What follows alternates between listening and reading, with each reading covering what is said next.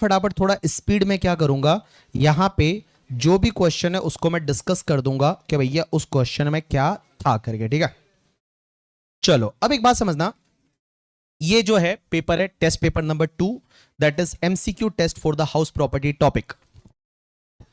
सबसे पहले अब देखो, आप तो भूल गए होंगे क्योंकि कम से कम 6 साल पहले पढ़ा हुआ है ये, ठीक है, तो आपको याद तो रहेगा नहीं। तो 6 साल पहले पढ़ा हुआ है तो याद कैसे रहेगा करके, ठीक है। तो भी आप भूल गए होंगे, बट तो भी थोड़ा थोड़ा याद दिला देता हूं, ठीक है। Mister Vikas took a loan of 15 lakh at the rate 10% per annum on 1/4/2022 for the construction of residential house for the self occupation। तो एसओपी है इसका, और इसने लोन लिया था 1/4/2022 को, 15 लाख का 10% की रेट है। The construction of house began in the June 2022 and it is completed on the 30th June 2024। इस साल में कंप्लीट हुआ। He has not repaid any amount of the loan so far। The amount of interest deduction under section 24B for the assessment year 25-26 कितना होगा if he has exercise of option of shifting out of default taxation regime। क्योंकि default taxation regime में रहेगा तो interest का deduction SOP में मिलता ही नहीं है। अगर ये ऑप्ट आउट करता है तो इसको इंटरेस्ट का डिडक्शन मिलेगा। तो देखिए, इसने जो लोन लिया था वो लोन 1/4/2022 को लिया था, तो भैया प्रीवियस ईयर 22-23, 23-24 एंड 24-25 और 15 लाख का 10% मतलब 1.5 लाख होता है। तो भाई साहब 1.5 लाख का इंटरेस्ट इस साल का, 1.5 लाख का इंटरेस्ट इस साल का, 1.5 लाख का इंटरेस्ट इस साल का। अब यहां पे बेटा कंस्ट्रक्शन कंप्लीट जो हुआ है वो आपका 24-25 में हुआ है, तो इस साल को छोड़ दो, इसके पहले का इंटरेस्ट है, इसको क्या बोलेंगे, प्री कंस्ट्रक्शन पीरियड इंटरेस्ट। तो भैया 3 लाख रुपया आपका प्री कंस्ट्रक्शन पीरियड इंटरेस्ट हुआ, डिवाइड बाय 5 कितना 60 के आया।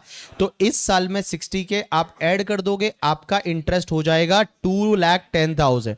लेकिन एसओपी के केस में मैक्सिमम इंटरेस्ट कितना मिलेगा, 2 लाख का। तो फर्स्ट का answer is the C is the correct answer. आपको 2 लाख का इंटरेस्ट का डिडक्शन मिल जाएगा। Raghav has a 3 houses for self occupation। What would be the tax treatment in respect of house property? तो 3 एसओपी है, तो एक को डीएलओपी मानेंगे और 2 को एसओपी मानेंगे। हाँ भाई, तो 2 houses at the option of Raghav would be treated as self occupied and other house will be treated as deemed to be let out property। तो इसका B is a correct answer, ठीक है। उसके बाद Vidya received the 90,000 in May 2024 towards the recovery of the unrealized rent। तो 90,000 का recovery हुआ unrealise rent का। उसने लीगल खर्चा जो किया वो 20,000 किया। देखो लीगल खर्चा है वो गोज टू बाय ऑयल, ये अलाउ नहीं होगा, लेकिन 90,000 का टैक्सेबल कितना परसेंट होगा, 70%। तो 70% कितना आता है, 63,000 है, ये टैक्सेबल हो जाएगा। तो 63,000 इज अ राइट आंसर, क्योंकि अनरियलाइज रेंट का रिकवरी एंड आपका अरियर्स ऑफ रेंट का रिकवरी टैक्सेबल उस ईयर में होता है जिस ईयर में रिकवर होता है, और 30% का स्टैंडर्ड डिडक्शन मिल जाता है, 70% टैक्सेबल होता है और कोई खर्चों का डिडक्शन नहीं मिलेगा। तो एमसीक्यू में ये तुम्हारे 3 जो है वो तो एमसीक्यू थे, ये तो सही हुए होंगे कम से कम। भैया प्रॉब्लम तो सर आगे थी करके, ठीक है, इसमें थी प्रॉब्लम, तो सब इसमें थी सर, सेकेंड वाले में, ठीक है। चलो देखिए क्या दे रखा है। तो case scenario number 1 house property का 2 केस सिनेरियो मैंने दिए थे बड़े बड़े, तो आप लोगों ने कैसे किया क्या किया देखते हैं। पहली चीज तो इतना लंबा सा चौड़ा पढ़ना पड़ता है और पढ़ने के बाद आंसर देना। एक बार ऊपर से पढ़ना चालू करते, लास्ट में जाता जब भूल जाते ऊपर पढ़ा क्या था, ठीक है। बेटा पेन मत घुमाना बेटा, लाइफ में और तो कोई घुमाने को है नहीं, तो पेन वो डिस्टर्ब होता है ना, वो ऐसे ऐसे तू घुमा रहा है, तो विष्णु भगवान तो है नहीं, ठीक है। तो हाँ ये देखो, हाँ बट बच्चों में भगवान होते हैं, ठीक है। इधर देखो, Ananya Gupta a citizen of India, ये इंडिया की सिटीजन है, leaves with her family in the New York since 2000 से न्यूयॉर्क में ही पड़ी है, वहीं पर रहती है। She visited India from 27 March 2024 to 28 September 2024 to take care और her mother. In the last 4 years she has been visiting India for 100 days every year to be with her mother। अब एक बात समझो, ये बंदी इस साल 27 मार्च 2024 को आई थी, 28 सितंबर 2024 को गई, और पिछले 4 सालों में हर साल वो 100 दिन आई है। तो मैं बताऊं पिछले 4 सालों में टोटल 400 दिन हुए, हाँ भाई। और इस साल जो है वो कितने दिन रही, अप्रैल से काउंट करोगे, अप्रैल से काउंट करोगे, मार्च से नहीं, अप्रैल से, क्योंकि इस साल तो भाई अप्रैल आएगा ना। 24-25 में कितने दिन रही, 24-25 में, अप्रैल के 30, मई के 31, जून के 30, जुलाई के 31, अगस्त के 31 एंड सितंबर के 28। कितने हुए? 181 डेज। 181 डेज है वो भैया, 181 डेज है वो इंडिया में रही इस साल में, और लास्ट के जो है वो 400 दिन वो इंडिया में रही थी। ये इंडियन सिटीजन है, अरे इंडियन सिटीजन है ना भाई, इंडियन सिटीजन है। अब एक बात बताओ, मैं आपको बताऊं, इंडियन सिटीजन, मैंने आपको बोला था, देखो पहली बेसिक कंडीशन क्या होती है, 182 डेज और मोर इन द प्रीवियस ईयर, वो तो सेटिस्फाइड नहीं हुई। दूसरी बेसिक कंडीशन देखने की जरूरत नहीं है 3 केस में। कब कब नहीं देखना है? एक तो Indian citizen leave India during the previous year for an employment outside India, और Indian citizen leave India during the previous year as a crew member of the Indian ship, और इंडियन सिटीजन और person of Indian origin visited India and उनकी total income up to 15 lakh है, तो देखने की जरूरत नहीं है। अगर 15 लाख से ज्यादा है तो देखना पड़ेगा, और 60 डेज की जगह 120 डेज हो जाएगा। और अगर सेकंड बेसिक कंडीशन सेटिस्फाइड हो गई तो सीधा आर बट एनओआर बना दो। क्या बना दो? OR but NOR. तो देखते हैं पहले इसकी इनकम कितनी है। देखो पहली बेसिक कंडीशन सेटिस्फाइड नहीं हो रही, इसकी इनकम कितनी है वो अपन देखेंगे। She owns a apartment in New York which is used as her residence. New York का घर है, वो उसके खुद के यूज के लिए आ रहा है। The expected rent of house is $32,000 per annum. The value of $1 you can consider as 75. Municipal tax paid in the New York is $2,000. आगे दे रखा है। She took the ownership and possession of her house in the Delhi on the 25th March 2024 for the self occupation. तो उसने क्या किया? India में SOP के लिए उसने she took the ownership and possession of her house in the New Delhi on the 25th March 2024 for the self occupation while she is in India. तो उसने एक दिल्ली में घर लिया 25 मार्च 2024 को। The municipal valuation 420 है, फेयर रेंट 450 है, municipal taxes 22,000 दे रखा है जो दिल्ली म्यूनिसिपल कॉर्पोरेशन को पे किया इस साल में। उसके बाद she had taken a loan of 16 lakh at the rate 10% per annum from IDBI bank on the 7th April 2020 for construction of this house and construction got completed on the 20th March 2024. No amount has been paid towards the principal and repayment so far. The house is vacant for the rest of the year, that is October to March 2025. ये house खाली पड़ा है, तो ये भी SOP ले सकती है, ये खुद ही उसमें रह रही है। She had a house property in Mumbai. Mumbai में उसका पहले एक घर था, which is already sold in the last year. In respect of this house, she received the arrears of rent of the 3 lakh in the current year. This amount has not been charged to tax earlier. तो मैं बताऊं 3 लाख पे आपका 70% taxable हो जाएगा, तो कितना आएगा? 2,10,000 है, ये टैक्सेबल हो जाएगा रिकवरी ऑफ अनरियलाइज्ड और arrears of rent. Next part, she does not have any income under any other source in India during the previous year 24-25. Ananya Gupta wants to exercise the option of shifting out of default taxation regime under section 115 BAC, and based on the fact of the case scenario given above, choose the most appropriate answer. आपको most appropriate answer है वो आपको बताना है करके, ठीक है। एक बात बताइए मुझे, सबसे पहली चीज कि यहां पहला क्वेश्चन ये बोलता है कि अनन्या गुप्ता का रेसिडेंशियल स्टेटस क्या है। तो एक बात बताओ, पहली बेसिक कंडीशन देखनी नहीं है, अरे पहली बेसिक कंडीशन सेटिस्फाइड नहीं हो रही है, और दूसरी देखनी नहीं है। क्यों नहीं देखनी? क्योंकि देखो इंडियन सिटीजन और person of Indian origin comes in India for a visit, उसके लिए सेकंड बेसिक कंडीशन नहीं देखनी है। अगर उसकी इंडिया की इनकम अप टू 15 लाख है, इंडिया में उसकी कोई इनकम है ही नहीं, सिर्फ 2,10,000 है। इंडिया में इसका कोई भी इनकम नहीं है, सिर्फ 2,10,000 है, जो कि इसको अनरियलाइज रेंट का रिकवरी हुआ। इसके अलावा इंडिया में और इसका कोई इनकम है ही नहीं, तो बेटा अप टू 15 लाख है, तो सेकंड बेसिक कंडीशन देखनी नहीं है, हाथ रखना है उसके ऊपर। तो पहली बेसिक कंडीशन सेटिस्फाइड नहीं हो रही है, सेकंड बेसिक कंडीशन देखनी नहीं है, तो उस पर्टिकुलर केस में ये बंदी क्या बन जाएगी? Non resident. क्या बन जाएगी? Non resident. तो भैया ये बंदी बन गई non resident. Non resident is a right answer. उसके बाद देखिए क्या दे रखा है, Ananya Gupta can claim the benefit of nil annual value. Annual value nil ले सकते हैं करके, ठीक है। एक बात बताओ, नॉन रेजिडेंट के लिए सिर्फ इंडिया की इनकम ही टैक्सेबल होगी? भैया इंडिया की इनकम ही टैक्सेबल होगी। अब इंडिया में उसके पास एक ही घर है, कौन सा वाला? दिल्ली वाला, और वो सेल्फ ऑक्यूपाइड प्रॉपर्टी है, तो दिल्ली वाले घर के लिए वो जो है वो अपनी एनुअल वैल्यू है वो नील ले सकती है करके, ठीक है। देखिए क्या दे रखा है, तो उसका न्यू दिल्ली वाले के लिए नील ले सकती है, और हर न्यूयॉर्क हाउस जो है उसके लिए ले सकती है if it is more. But एक बात बताओ, अगर कोई बंदा जो है वो तुम्हारा क्या बन गया, नॉन रेजिडेंट, बोलो नॉन रेजिडेंट, तो सिर्फ इंडिया का ही देखना है फिर, क्योंकि इंडिया की इनकम ही टैक्सेबल होगी। फिर फॉरेन की हाउस प्रॉपर्टी वगैरह उसको आपको देखने की जरूरत नहीं। देखो फॉरेन की हाउस प्रॉपर्टी को देखते कब, जब वो बंदा रेजिडेंट एंड ऑर्डिनरीली रेजिडेंट, क्योंकि रेजिडेंट एंड ऑर्डिनरीली रेजिडेंट होता है तो पूरे वर्ल्ड की इनकम टैक्सेबल होती है और पूरे वर्ल्ड की हाउस प्रॉपर्टी देखेंगे। बट भाई साहब जब ये नॉन रेजिडेंट है तो सिर्फ इंडिया की हाउस प्रॉपर्टी ही देखेंगे, फॉरेन का देखने की जरूरत नहीं है। देखो ये कंसेप्ट थोड़ा एडवांस वाला कॉन्सेप्ट है, आपको हाउस प्रॉपर्टी के बेसिस पे ये समझ में नहीं आएगा, अगर रेसिडेंशियल स्टेटस वगैरह जब पूरा होगा तब आपको समझ में आएगा ये कॉन्सेप्ट।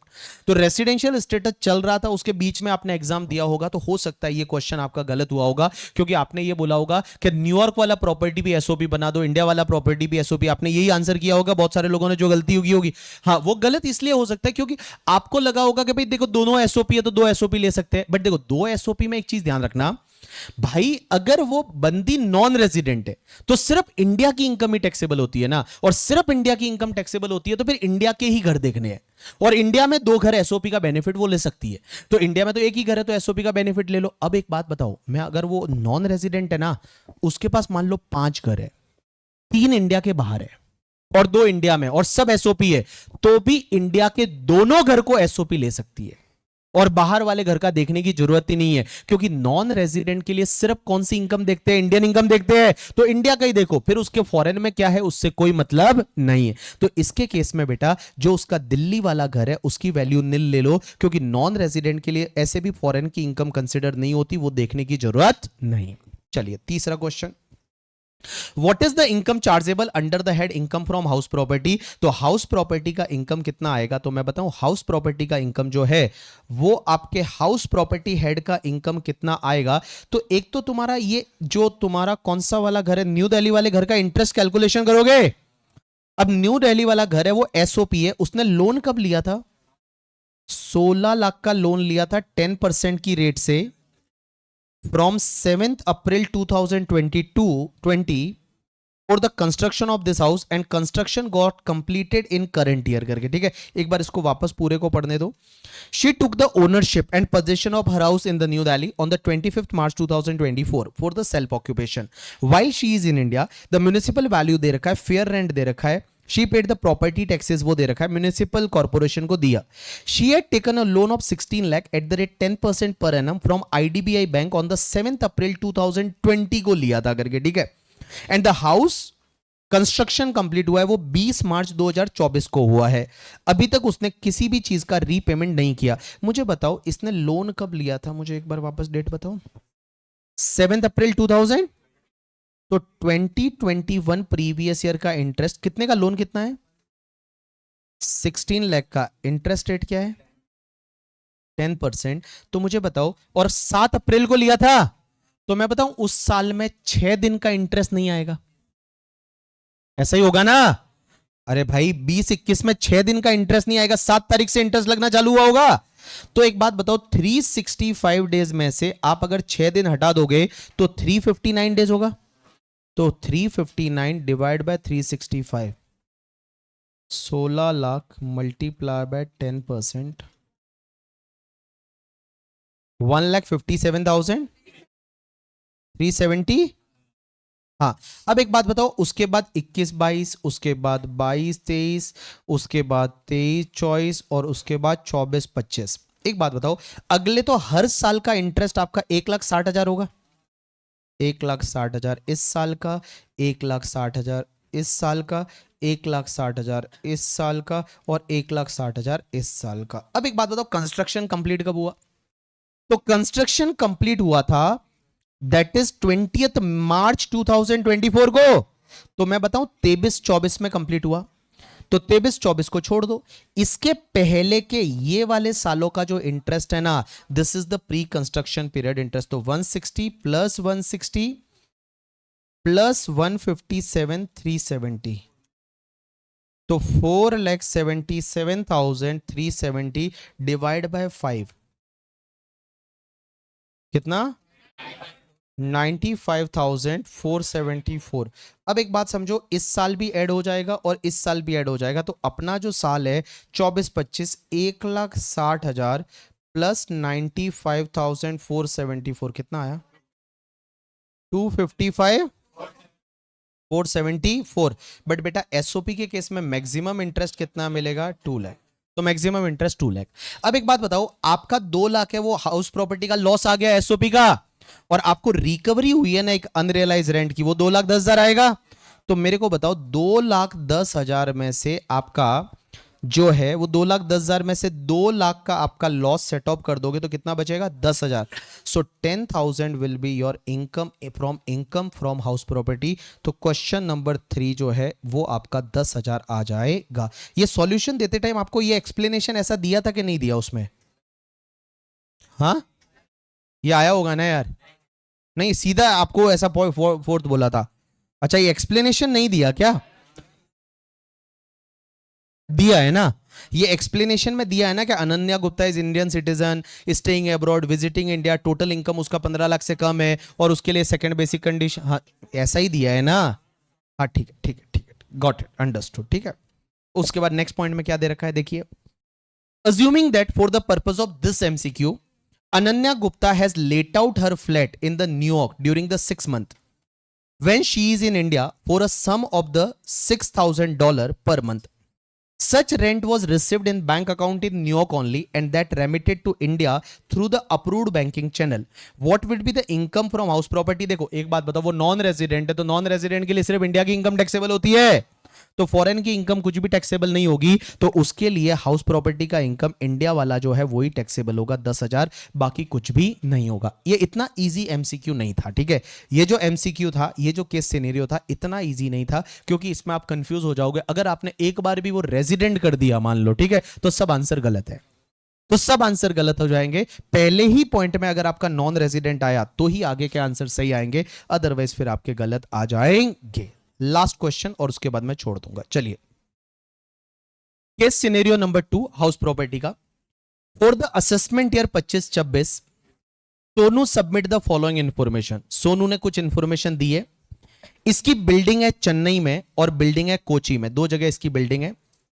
म्युनिसिपल वैल्यू दे रखा है, स्टैंडर्ड रेंट दे रखा है, उसके साथ में फेयर रेंट दे रखा है, रेंट रिसीव्ड दे रखा है। एक बात बताओ, रेंट रिसीव्ड दे रखा है मतलब ये प्रॉपर्टी कौन सी होगी? एलओपी? अरे बोलो ना हाँ। अरे भाई पैकिंग करना, थोड़ी देर रुक जाओ ना, देख तो लो। अगर मान लो यहां पे मेरे पास अभी भी 9 मिनट है, ठीक है, मेरे टाइम के हिसाब से, तो रुक जाओ थोड़ा। अगर रेंट रिसीव्ड दे रखा है तो उस पर्टिकुलर केस में भैया रेंट रिसीव्ड दे रखा है, इसका मतलब यहां पे ये प्रॉपर्टी कौन सी है? Let out. आगे देखिए क्या दे रखा है, municipal taxes paid by tenant mister Ramu for the building at Chennai and paid by Sonu for the building of Kochi. एक बात बताओ, रामू जो है अगर टेनेंट ने म्युनिसिपल टैक्स पे किया तो लेस नहीं होगा, तो इसको अपन इग्नोर करेंगे। बट ये 4,000 जो कोची वाली बिल्डिंग का अगर खुद सोनू ने पे किया है तो वो अलाउ हो जाएगा। Repair paid by Ramu for Chennai building and Sonu for the Kochi building, repair वगैरह अलाउ नहीं होता। लैंड रेवेन्यू अलाउ नहीं होता, इंश्योरेंस प्रीमियम अलाउ नहीं होता। Interest on loan borrowed for the repayment of municipal taxes of house. एक बात बताओ, म्युनिसिपल टैक्स पे करने के लिए अगर आपने लोन लिया है तो क्या वो इंटरेस्ट अलाउ होगा क्या? नहीं। आपको कौन सा इंटरेस्ट अलाउ होता है? जो घर को कंस्ट्रक्ट करने के लिए, परचेज करने के लिए, रिपेयर करने के लिए, रिनोवेशन के लिए, अगर वही वाला इंटरेस्ट अलाउ होता है। अब एक बात समझना, आगे ये प्रॉपर्टी आपने दे रखा है let out for residence purpose, ये property let out for business purpose, हमको उससे मतलब नहीं है। इसका कंस्ट्रक्शन कंप्लीट हुआ था 1996 में और इसका कंस्ट्रक्शन हुआ था 2008 में कंप्लीट। ठीक है, आगे देखिए क्या दे रखा है, mister Sonu is constructing one more building in the Mumbai. इसका मुंबई में भी एक बिल्डिंग बना रहा है। During the previous year 24-25 Mr. Raju, a film director, took on rent the building under construction in Mumbai for the 5,000 per month for his film shooting. अगर मान लो ऐसी कोई इसकी बिल्डिंग मुंबई में बन रही है, अंडर कंस्ट्रक्शन बिल्डिंग है, खंडर है, और वहां पे उस मूवी शूटिंग करानी थी, कुछ गुलू गुलू कराना होगा उसको, ठीक है, तो गुलू गुलू कराने के लिए वो शूटिंग के लिए ली। एक बात बताओ, ये हाउस प्रॉपर्टी है या नहीं है? नहीं। हाउस प्रॉपर्टी तब बोलते हैं जब कंस्ट्रक्शन कंप्लीट हो जाता है, तो इसका जो रेंट आएगा वो हाउस प्रॉपर्टी हेड में नहीं जाएगा, अदर सोर्सेज में जाएगा। कहां जाएगा? अदर सोर्सेज या पीजीबीपी, वो डिपेंड करता है। अगर इसका ऐसे ही भाड़े पे देने का बिजनेस है तो बिजनेस में, अदरवाइज अदर सोर्सेज में जाएगा। The construction of building would be completed in the 2026 April. Mr. Sonu is a real estate developer and letting out property is not a business of the Sonu. तो इसका मतलब इसके लिए other sources में जाएगा. Based on the fact of the case scenario given above, choose the most appropriate answer in the following question. सबसे पहला, which of the building income is chargeable to tax under income from house property in hands of the Sonu? तो सोनू के हाथ में house property head में कौन सा जाएगा? एक तो चेन्नई वाला एंड कोची वाला, ये दोनों ही बिल्डिंग है, उसका रेंट है वो हाउस प्रॉपर्टी हेड में जाएगा करके. ठीक है, तो आपका both building at Chennai and Kochi is a right answer. दूसरा, which of the following payment or expenditure is allowable as deduction while computing the income under the head house property incurred in respect of the building at Chennai and Kochi? अब एक बात बताओ, Chennai and Kochi में कौन कौन से खर्चे का डिडक्शन मिलेगा? तो एक बात बताओ, यहां पे मैं बोलूं आपका सिर्फ ये म्युनिसिपल टैक्सेस का डिडक्शन मिल जाएगा, और वो भी कौन से वाले का मिलेगा? कोची. तो बाकी तो कोई भी डिडक्शन नहीं मिलेगा. हाँ भाई, तो सिर्फ आपका जो म्युनिसिपल टैक्सेस पे किया है कोची वाली बिल्डिंग का, उसका मिल जाएगा. तो इन सिंपल वर्ड मैं बता दूं, only municipal tax paid by the Sonu. So third is the right answer. I think yeah third is the right answer. उसके बाद में, under which head the income the amount received by Raju from Raju would be taxable? Raju कौन सा है भाई? राजू कौन था? राजू वो फिल्म वाला था, तो वो कहां फिल्म वाले से मिला, वो कहां जाएगा? Income from other sources. And last, what is the amount chargeable to tax under income from house property in hands of the Sonu? तो यहां आपको कैलकुलेट करना पड़ेगा. कैलकुलेट कैसे करोगे? तो देखो बेटा, म्युनिसिपल वैल्यू और fair rent whichever is higher कितना आएगा? 82 आएगा. हाँ भाई, और standard rent whichever is lower कितना? 70 आएगा. और आपका एक्चुअल रेंट कितना है? 68 है. तो मैं बताऊं आप कितना लोगे यहां पे? 70 लोगे ना, और 70 में से आपका 4000 लेस हो जाएगा, तो कितना बचेगा? 66 में से 30% का स्टैंडर्ड डिडक्शन लो, 46,200. और इसका कितना होगा? म्युनिसिपल वैल्यू और फेयर रेंट 31 और 35. हायर क्या है? 35. और स्टैंडर्ड रेंट 36. लोअर क्या है? 35. और 35 और रेंट रिसीव्ड 38. तो आप 38 लोगे. 38 में से और कुछ लेस नहीं होगा, तो सीधा 30% स्टैंडर्ड डिडक्शन लो. 26,600 प्लस 46,200 करो, 70,800. इतना आपका हाउस प्रॉपर्टी का इनकम होगा, 72,800 करके. ठीक है, that one is a right answer. चलो done. So this was the house property का टेस्ट. इतना इजी नहीं था, पहले 3 एमसीक्यू बहुत इजी थे, दूसरा वाला केस सिनेरियो डिफिकल्ट था, तीसरा वाला थोड़ा दिमाग से करोगे तो हो जाता आपसे करके. ठीक है, चलिए आज के लिए इतना बहुत है. कल आपको छुट्टी चाहिए ना? टुमारो छुट्टी. परसों अपन कैपिटल गेन चालू करेंगे, एग्जामिशन वाला पार्ट है वो चालू होगा परसों से. चलिए आज के लिए इतना बहुत है, कल कंटिन्यू करते हैं. Thanks a lot people, that's enough for today from my side.